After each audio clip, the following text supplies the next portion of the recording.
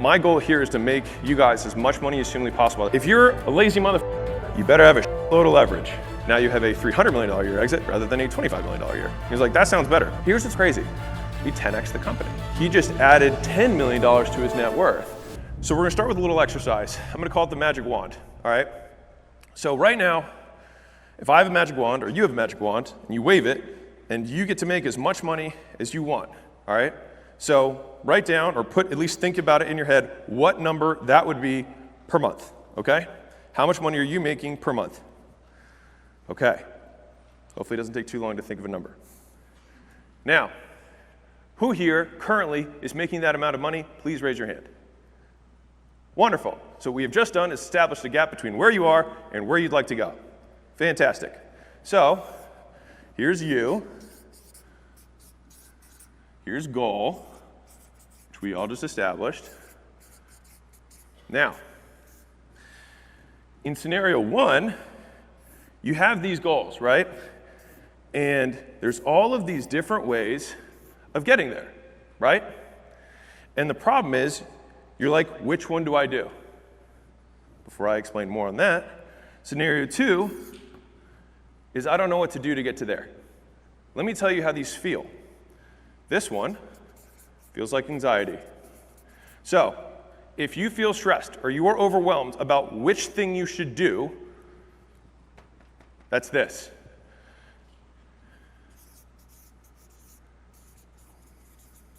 If you don't know what to do, you're at a loss, you feel hopeless. Because you're like, I don't know what the fuck to do. Like, I don't know what to do. And it's not about picking, it's like you don't even know where to start. And this has been really important for me to identify if I feel anxiety, it's because I don't know which thing to pick. If I'm feeling sad, it's because I feel hopeless. I'm like, okay, hopelessness means I have a lack of choices. So I have a lack of choices means I have ignorance around this topic. Okay, this makes it solvable. So then I can start solving for I need a path so that I know what to do. It's the only thing, I know me personally, that's what makes me sad, is if I don't know what to do, I get sad. Is this resonating with anyone here? Okay, so when you're deciding which thing to do, this is a clear case of lack of strategy, all right? Now, strategy is a big, fluffy, amorphous word that gets tossed around a lot, and no one knows what the fuck it means, but it's probably important. And in my opinion, it is the most important. But I'm gonna give you a different definition for this to make it a little bit more useful, okay? Strategy is just prioritizing. That's all it is. Like whenever you hear someone say, we have to figure out our strategy, it just means we have to figure out our priorities. That's all it means. And in layman's terms, it's what's gonna get us the most bang for the buck. If you want the fancy definition that I have, it's how you choose to allocate resources that are limited against unlimited options. That is strategy. And the tough part about this, about strategy in general, is that when you're looking here, you have all these options. Strategy is figuring out, actually there's one that's right here that takes us off the page. Because the most costly thing in business isn't just the unknowns, but it's the unknown unknowns, as in the things that you didn't even know you could pick from.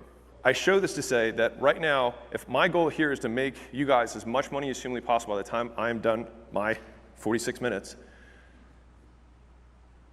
then if I can just get you to make the one chess move that will make you the most money, then it will ROI everything you do this year or maybe the next 5 years. Because fundamentally, people don't actually move faster than other people. Like you see me walk, it's not like I'm hyperactive. It's just you get more for each step when you are more strategic. When you have better priorities and you allocate your resources, time, money, energy, into the fewest moves that get you the most bang for the buck, you make the most money. So, back to this. You guys want to hear a different example? So we have a PR company that we bought. We dove into the data, and it looked like 85% of the businesses churned out within 2 or 3 months, which is horrendous. 15% of the customers paid the most and stayed the longest, and they were different. I was like, wild idea. What if we stop selling these 85% and only sell these 15 and cater our stuff to only them? And he was like, that would kill my business. Mind you, recurring theme of the first one, when I told him to shut his agency down, He had to go to 0 and then built the next thing. And for 9 months, he was basically at 0-ish. Hard, like tough, very simple to say, very hard to do. Could you guys imagine if you have 2 locations? I was like, hey, I can help you get there. For a year, you're gonna have to make no money. Cool? What do?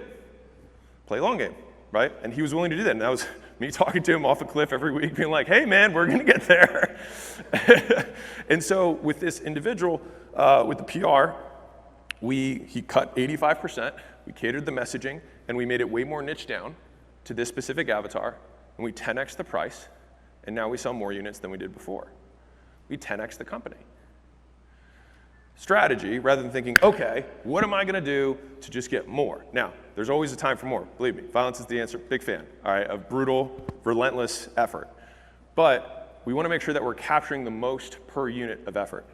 And so, the equation for this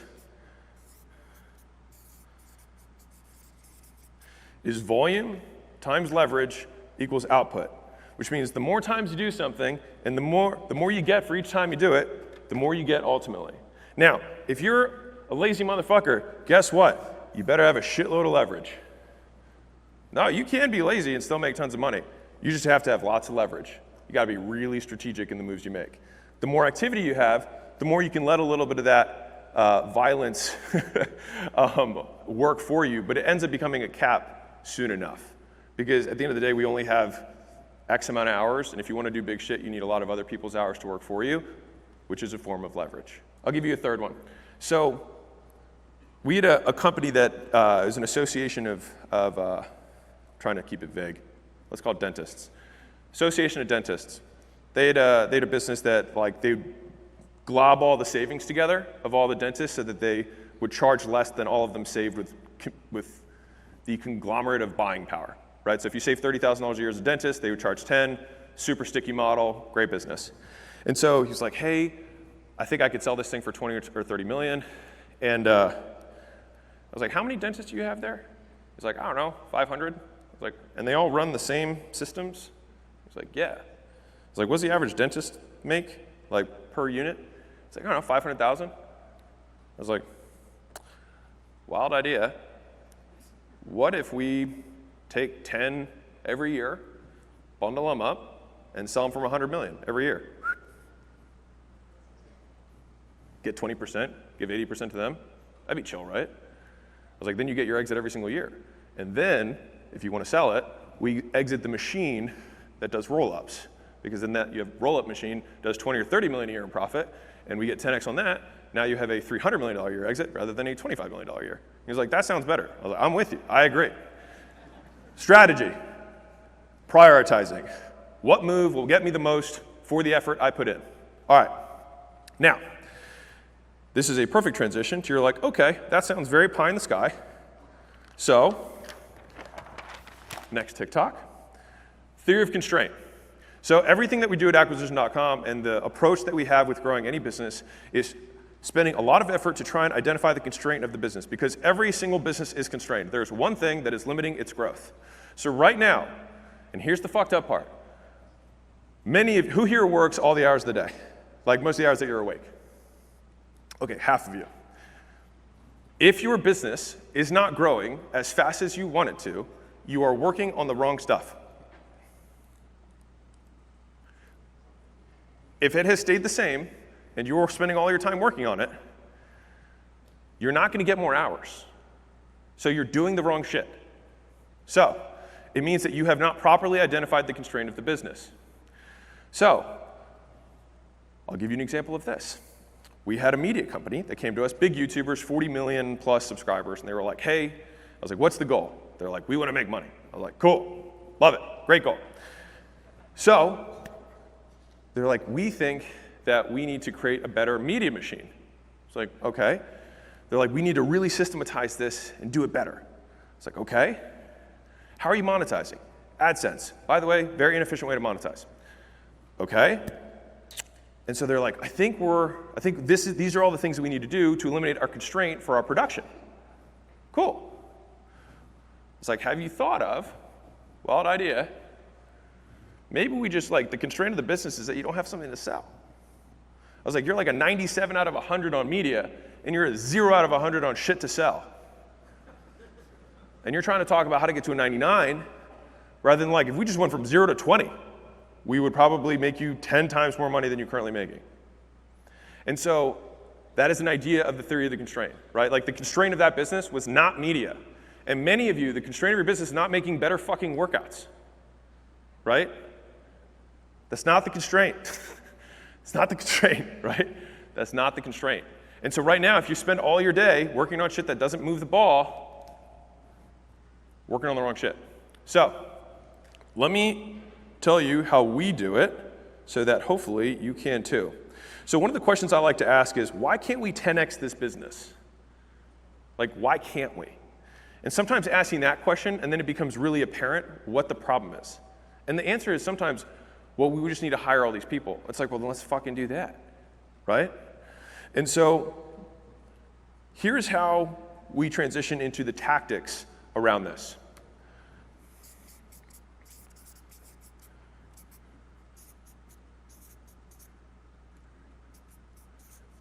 So this is the actual first part of my planning process, prioritizing process, strategy process, whatever shoe fits you, for figuring out what we're going to do with the company that we're going to grow. So when we're thinking about all the objectives, all the things we could potentially do, it has to map to one of these 3 objectives, which is, 1, how is this thing that we're going to spend time, money, effort on going to get us more customers? 2, how is this thing that we're going to spend time, money, and effort on get us increased LTGP, make them worth more? Or 3, how is the time, energy, et cetera, going to decrease the risk that this does not continue to happen in the future? Which is another way of translating, how do we increase the enterprise value overall? So for example, if you do all of this stuff, that's great. Still really risky, because if you die, the business dies. Now, if we have to hire someone to do the same thing as you, is it going to get more of either of these? Probably not. Will it make the thing more valuable? Absolutely. Does that make sense? So I'm going to segue briefly. We're going to side quest. Imagine 2 people. 5 million top line, 5 million top line. 2 million in bottom line, 2 million in bottom line. This guy is a single owner, runs all the day-to-day, has lots of minions, no one with real brains, and they just do what he says, okay? If this person dies, the business dies. This guy has a team that runs the whole thing, and he makes $2 million in income from the business, but it doesn't require him. Who's richer? This guy. Question is, how much richer? A lot. This guy, because he doesn't have to do anything, means that somebody else could also not have to do anything and also collect that $2 million a year, which means his thing is probably worth, depending on what type of industry it's in, 10, 15, sometimes $20 million. And so when this guy, here's where the leverage comes in, big L, if you go from $2 million a year to $3 million a year in income, he just added $10 million to his net worth. This guy is concerned about all of the tax evasion strategies because he's trying to maximize his income and forgetting the fact that the asset is the thing that's going to build his net worth. This took me a really long time to learn.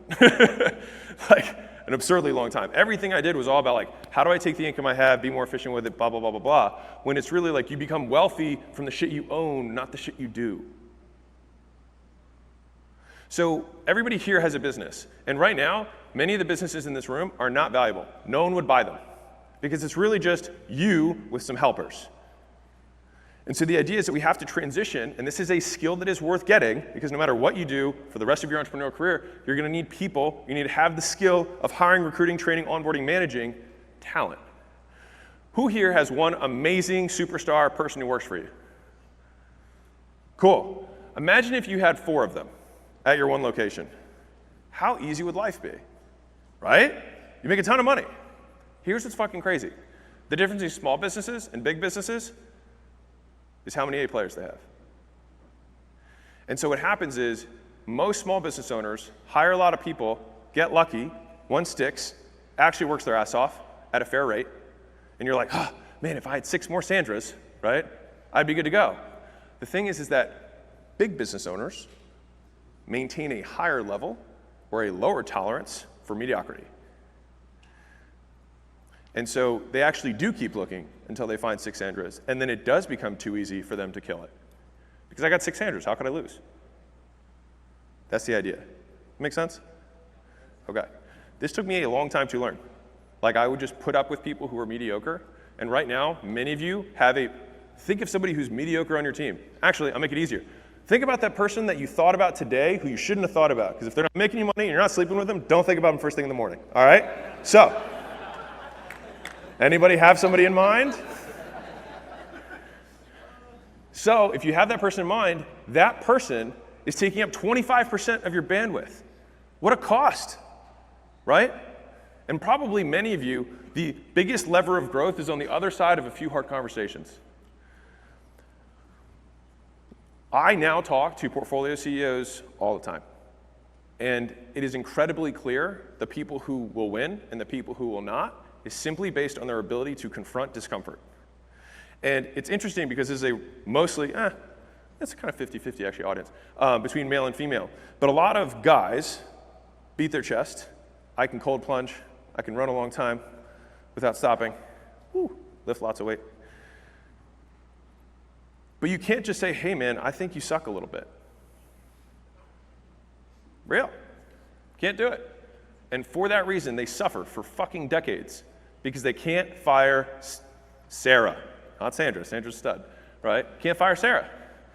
It's like, yeah, I know she slept with one of the clients, but like, I mean, I think her heart's in the right place. It's like, whenever you're qualifying that someone's heart's in the right place and deep down they're a good person, it's because it's obvious they suck. Right?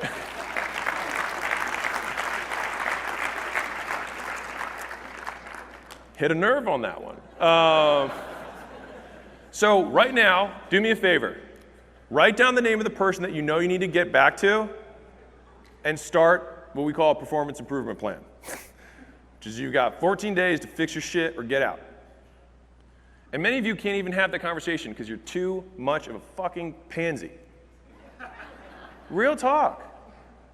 And this will keep you poor. Seriously. Like you got to grow up. You got to be able to have hard conversations. Be like, hey, my biggest piece of advice for this is, you know the shit you say about Sarah while you're here behind Sarah's back? God, she's been slipping lately. You know what I mean? Like, she's not showing up on time. She's not cleaning up after the classes. She's short with the clients. I had 2 people complain about her, right? Say that to her. That's it. Just think about what you'd shit talk and just say it to them. It's just the truth. Just say it to them. See what happens. One of 2 things. Either they're like, fuck, I've had my head up my ass. That's why it's been so dark. Right? You're totally right. Thank you. Pull it out, right? And all of a sudden, they have a total 180. That happens like 1 out of 5 times.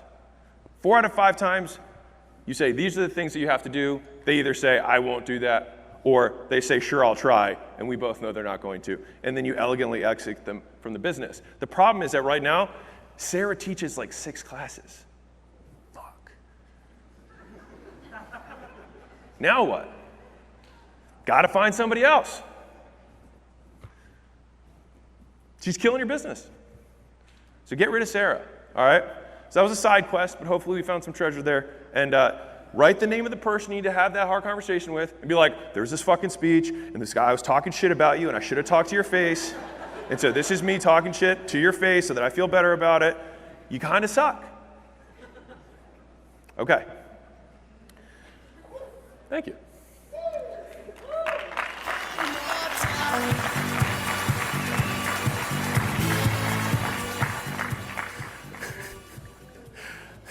So, right now, there's a lot of shit that you guys probably learned so far, you're going to learn tomorrow and the rest of the day, etc. If it doesn't do one of these 3 things, toss it. Number 1. Number 2, you might only be able to do 1 of them or 2 of them.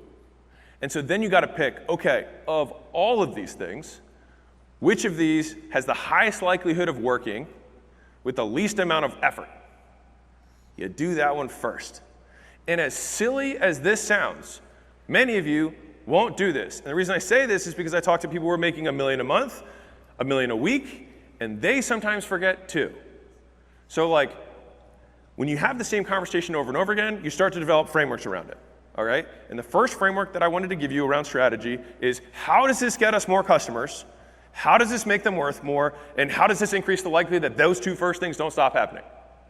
If it doesn't map to that, forget about it. Just cut it. Because there are other things that will do that we should be doing instead. Cool. Now, the second framework is going to go one level down.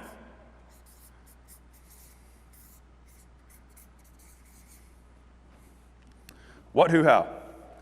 So, usually when you do this whole thing, you get a big list of whats, right? These are all the things I got to do. What. And you're like, fuck, there's a lot of whats. Who's going to do it? Most of the time, you're like, me, right?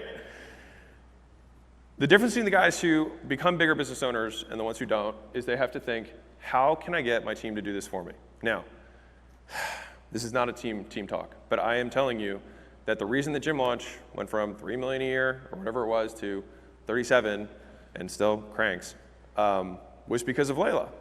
Because I was like, we're going to make it the Alex show. And she's like, that's a terrible idea.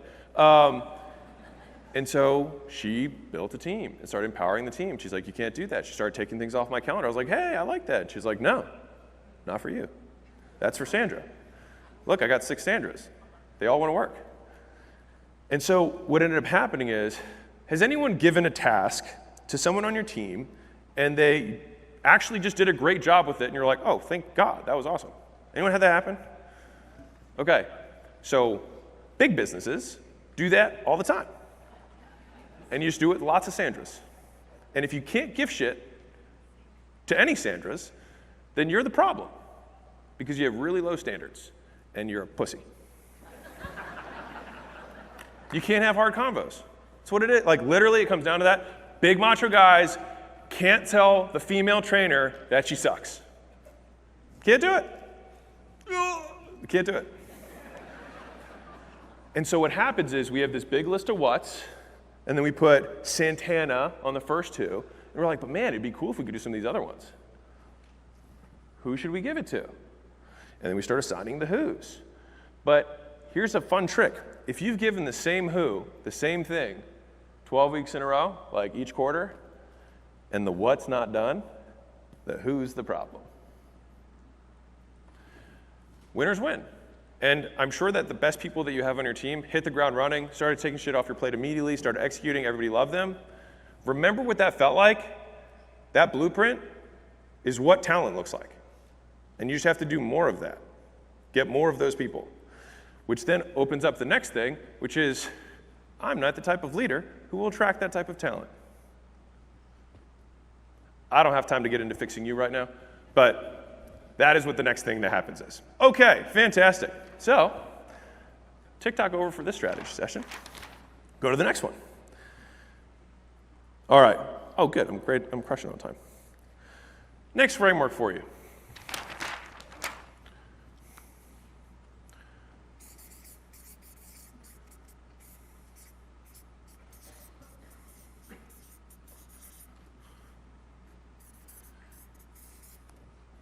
More, better, new. So, as soon as we figure out that we have the highest strategic leverage activity that we can in a business, we then ask ourselves, can we just do more? Why can't we do more? I want to do more. More money, let's do that. More, right? Or we say, can we do it better? We don't have to invest any of your resources, just do it better. We're going to go from calling leads in 30 minutes to calling leads in under 5. Deal? Fantastic. Once we do all the mores and all the betters, then and only then do we do new. Now, here's how most small business owners decide what they're going to do. Oh, there we go. All right.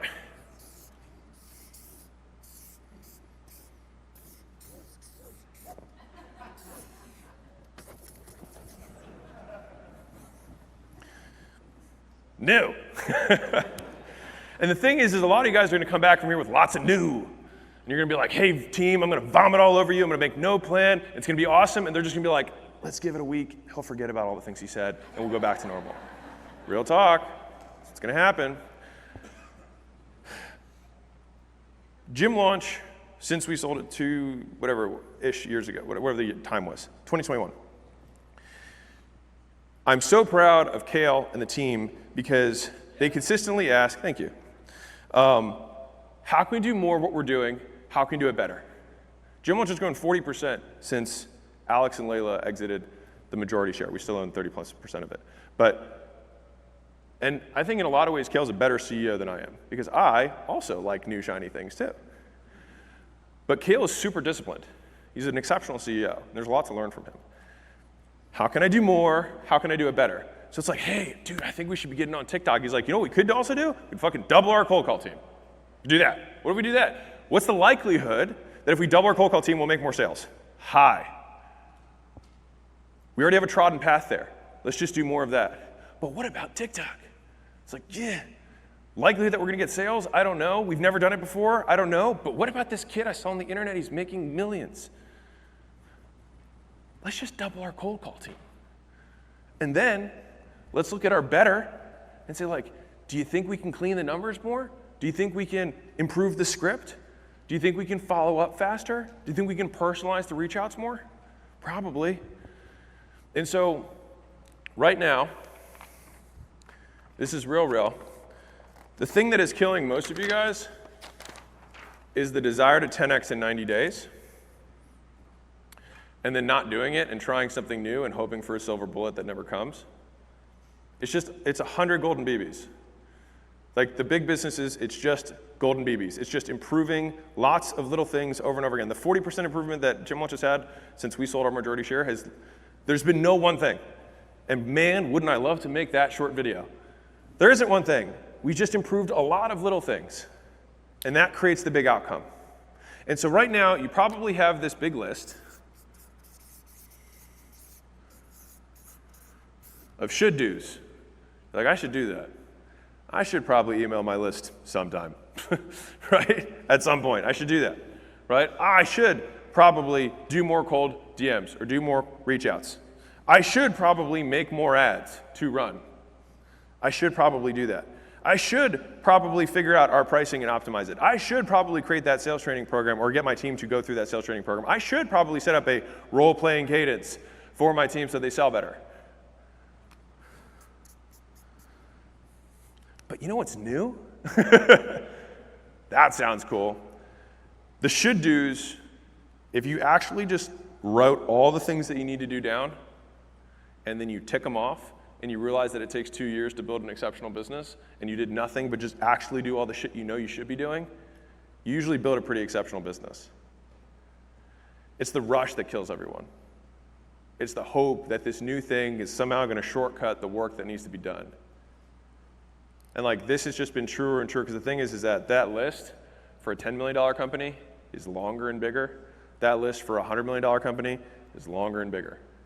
And it's just shit that needs to get done. And so the faster you can confront the work that has to get done, the faster you start getting to the getting. There you go.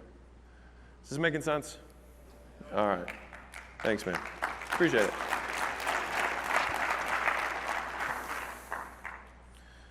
All right.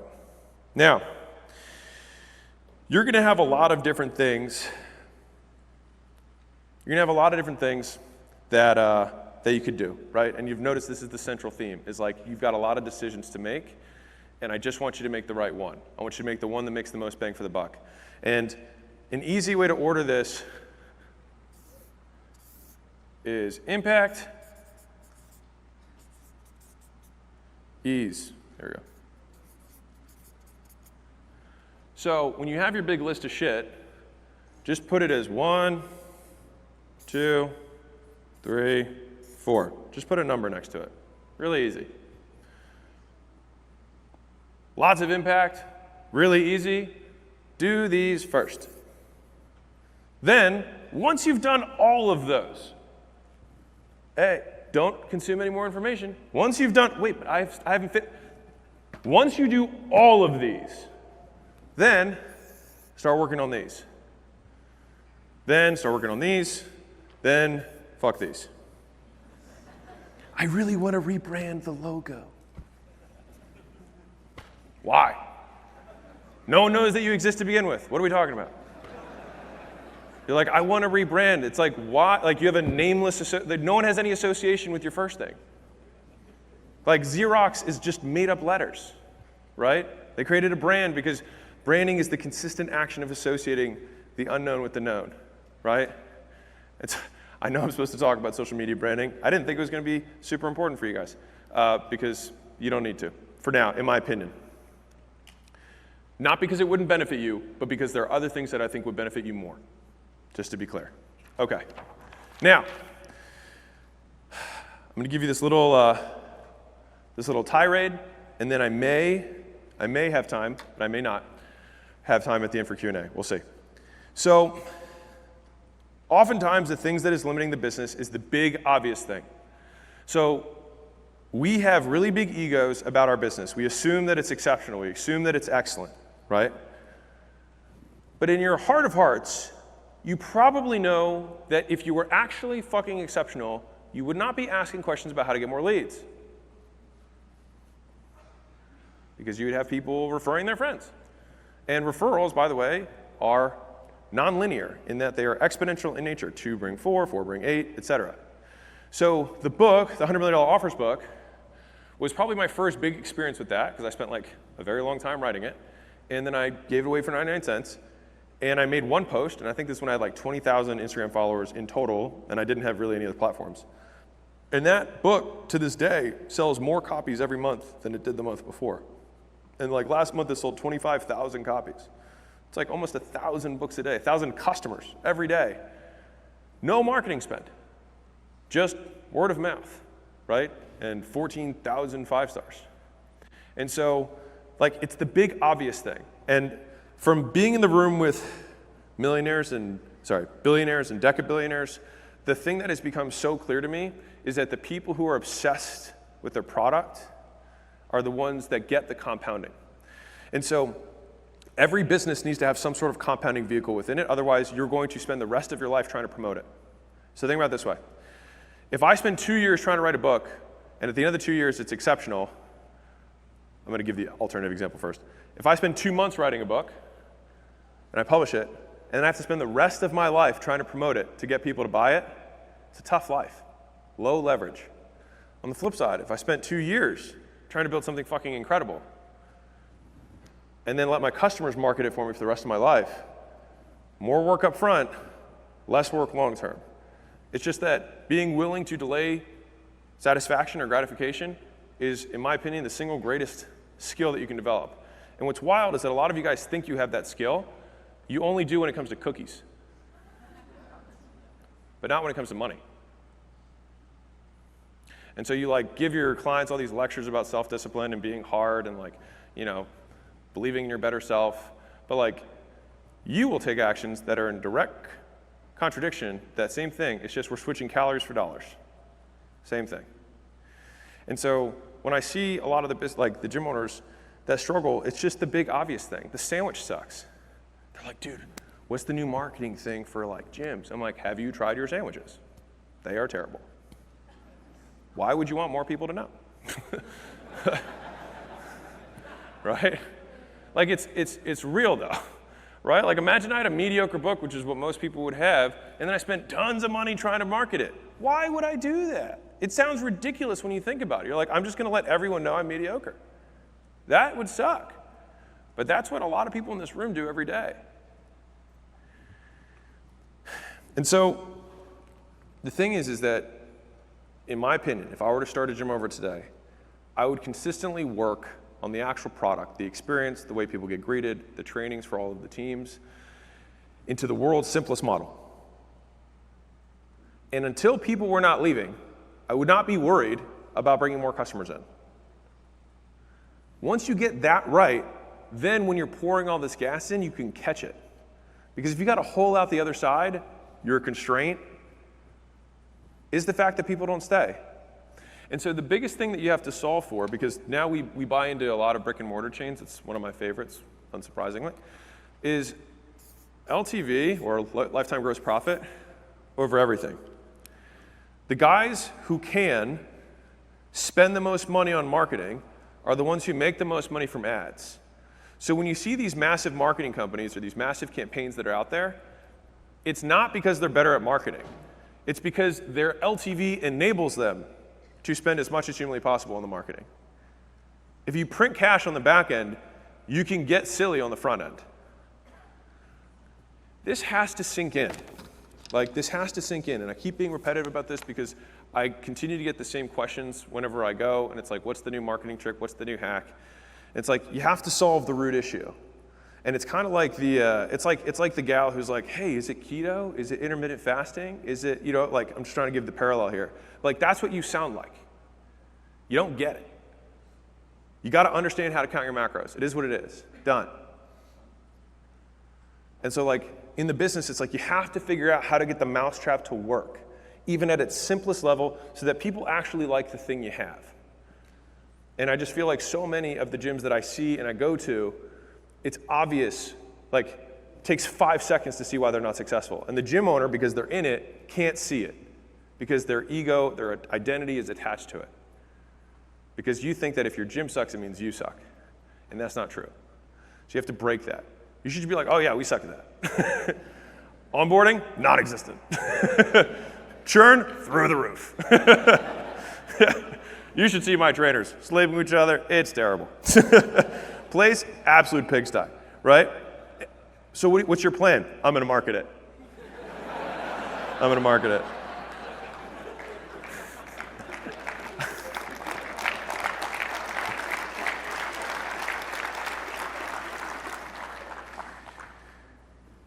So, to give a quick recap, and if I have time for Q&A, I will. 1, brand is making associations between things that are intangible with things that are tangible and unknown. So, things that people like, if I hold a bunch of bricks of gold on stage or I hold a bunch of stacks of cash, you will make associations of money with me. And if you didn't know who I was, you would assume that I have something to do with money. That would be your assumption. That would be the association. If I stand next to a porn star, you would assume other things, right? Associations.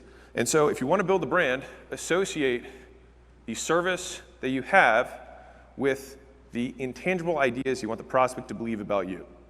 So if you want them to think that you are clean and you are friendly and that you care, then start there. Magic wand. If you feel sad, immediately translate that into, I do not know what to do next. It massively simplifies this very hard, painful experience. It's been really helpful for me. So if you feel hopeless or you don't know what to do, it means you just don't have options. Like, you don't perceive that you have options. It's a lack of options. So you just have to become informed. All right? So whenever I think sadness, I think ignorance. It's like, oh, that's solvable. And then I can start attacking it. On the flip side, if you have lots of options and you feel anxiety, it's because you don't know how to pick, which means you have to prioritize. It means you have a lack of strategy. Strategy is getting the most bang for the buck.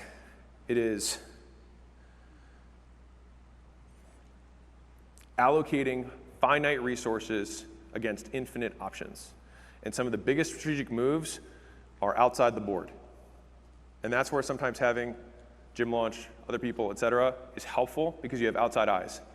So your mouth, inch below your nose, but you still need somebody else to tell you you have bad breath. I heard that the other day. I really liked it. Right now, there's a constraint in your business. If you do not know what the constraint of your business is, you will not solve it. You'll continue to do the shit you have been doing, and that has not been getting you what you want. So right now, unless you change the activities you do, you will not change the getting that you are getting. So if you go back, so I'll give you a different one. So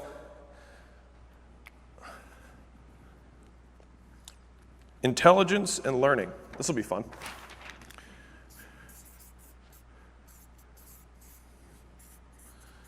So the definition of intelligence as I define it is rate of learning. It's a speed. Someone learns fast, they're smart. Someone learns slow, they're a little slow, right? Rate of learning. Okay, what does learning mean? This is how you can remember it. Same condition, new behavior. Which means, if the phone rings, and I trained you, and you answer it one way before I train you, and then I have the same condition, the phone rings again, and then after I trained you, you behave differently, you have learned. If you come to this event and you do things, and then you leave this event and you do the same things, you have learned nothing. Which means that change in behavior is the way that you can measure intelligence. The speed at which you change behavior within the same conditions is your rate of learning. The faster you do that, the smarter you are. And so some of y'all are, hold on, I gotta figure out the politically correct one, dumb. But again, when I define words or operationalize them, it becomes a lot more under my control. So I'm like, man, I don't want to be stupid. It's like, I got to do this thing.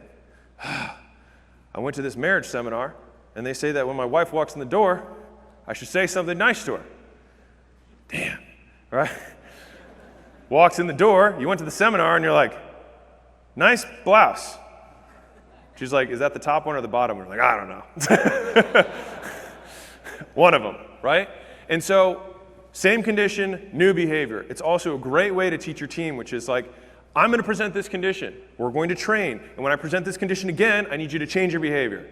That's what learning is. And so everybody here, if you don't know what to do, then you're not going to be able to change your behavior, which means you're not going to get a different outcome. So, most of the success that I've had is my effort to try and boil everything down into an inputs to outputs equation. I remember when I was studying for the GMAT back in the day, I found this research study that showed that the number of problems that you solved was in direct correlation with the score you got on the test.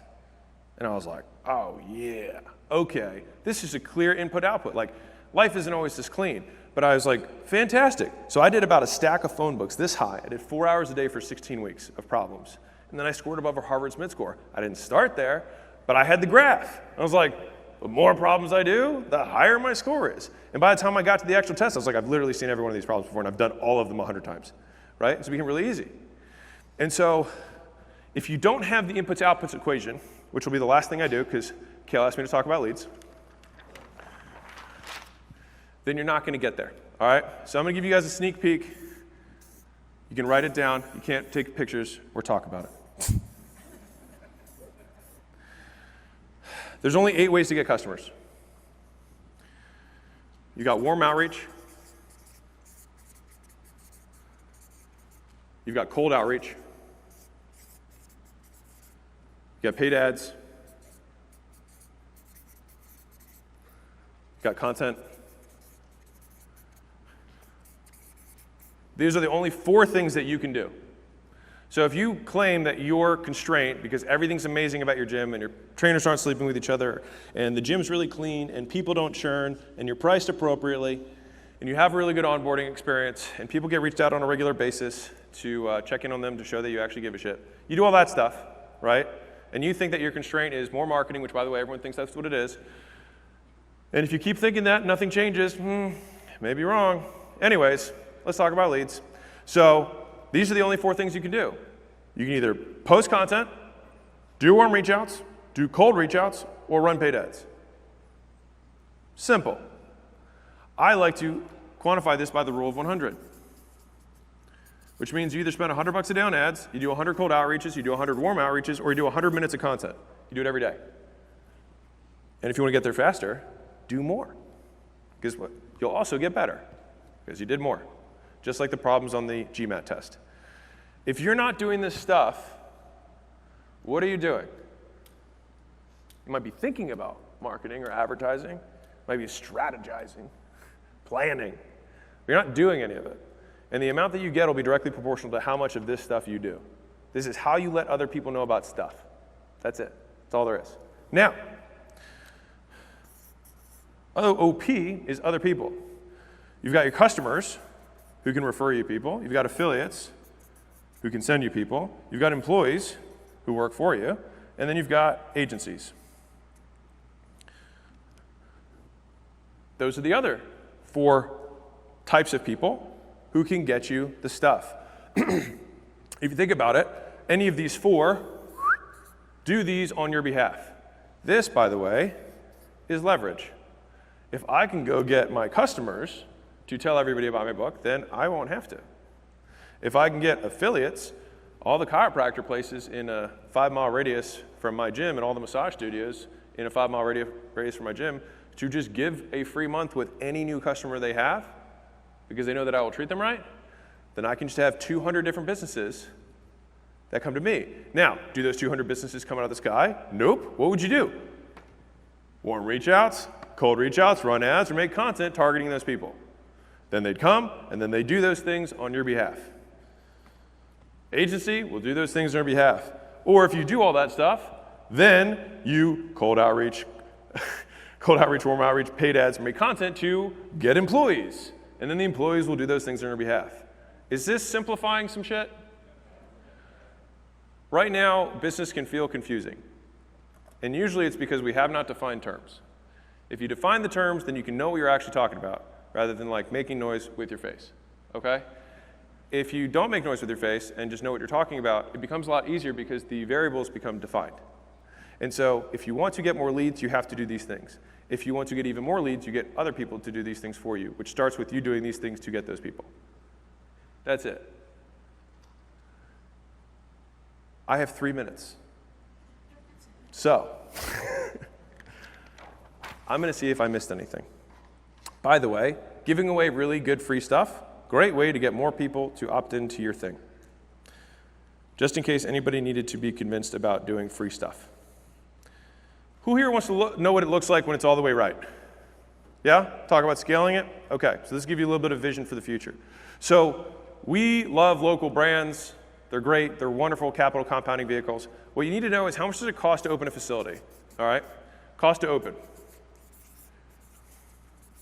Then you got to know your top line revenue, or more specifically, your bottom line profit per facility. The ratio between these things, let's say it's cost me $100K to open a facility, and let's say I make $100K per year, then I have a 100% cash on cash return. Who here remembers what the stock market is? Less than that, right? Which is why I like it. Now, this would not be that interesting to me. Why? Because I know there's a lot of operational drag associated with opening a facility just to make $100 grand. Yeah. Ugh. Right? And so the idea is, is there a way that I can get a more leveraged model so I can make maybe like $250,000 to $500,000 per facility, and then maybe even if it costs me $500 to make $500, then I only have to open 1/5 as many facilities in order to compound my cash. Now, the way to do this, and this is one of the things that I've observed with some of the most successful franchisors in the space, is you have your facility.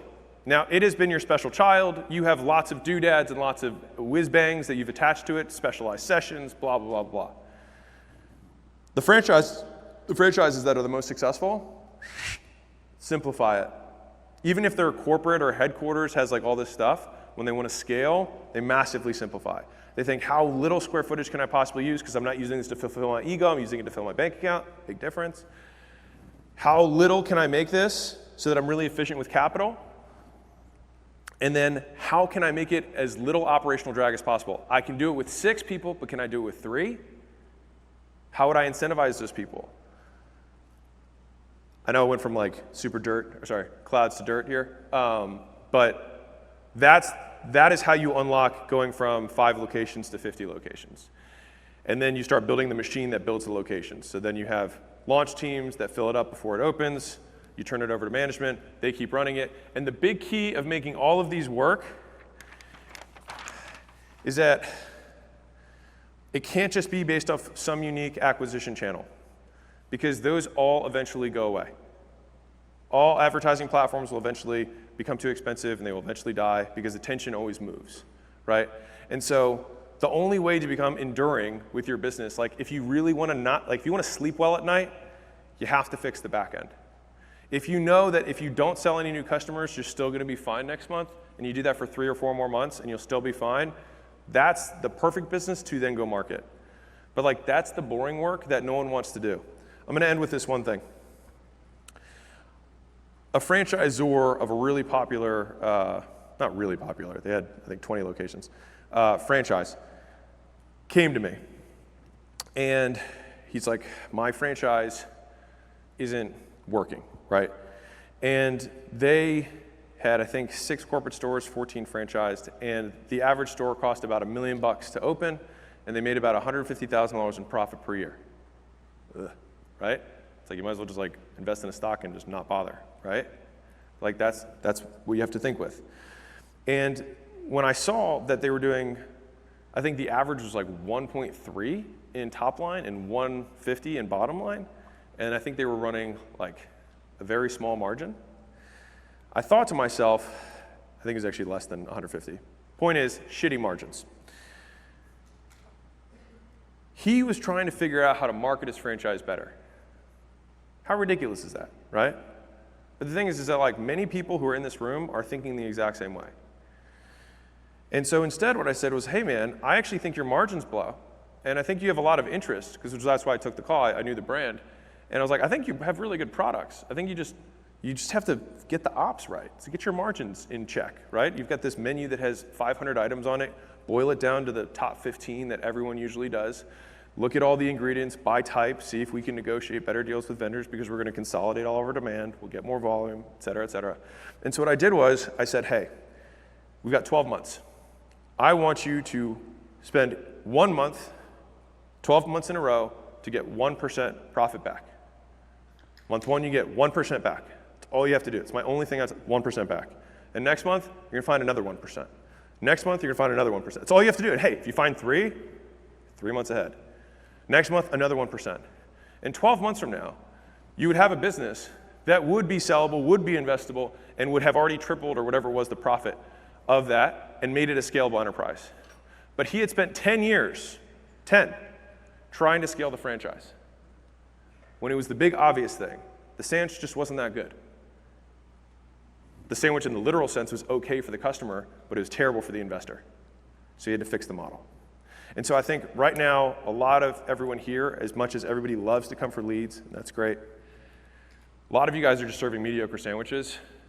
And I think if you spent a year eating your own sandwich, you would immediately see all the things that are wrong with it, you'd fix that, and then the rest of your life, you'd be able to scale this thing.